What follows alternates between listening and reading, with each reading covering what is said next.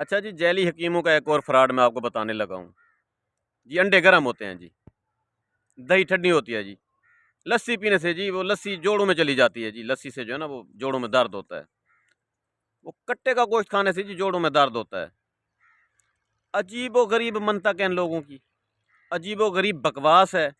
غذائیت سے جو بھرپور چیزیں ہیں ان سے یہ لوگ منع کر دیتے ہیں، پروٹین سے بھری ہوئی جو چیزیں ہیں، جو طاقت والی چیزیں ہیں، وہ جی یخنی پینے سے جو ہے نا وہ نقصان ہوتا ہے جی، معدہ خراب ہو جاتا ہے۔ کس نے کہا ہے بھائی؟ یہ سب فراڈی ہیں۔ غذائیت سے بھرپور جو چیزیں ہیں، جو سبزیاں ہیں، آپ ٹھیک طریقے سے کھائیں، صحیح مقدار میں کھائیں، بیماری پاس ہی نہیں آئے گی۔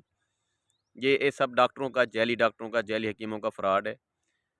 یہ پرہیز بتا دیتے ہیں اس قسم کا کہ انسان کا جو وہ امیون سسٹم ہے وہ کمزور پڑ جاتا ہے، جو اس کو نمکیات ضرورت ہوتے ہیں جسم کو، جو پروٹین ضرورت ہوتی ہے، جو میگنیشیم ضرورت ہوتی ہے، وہ پوری نہیں ہو پاتی اور مریض کا بلڈ پریشر لو رہنے لگ جاتا ہے۔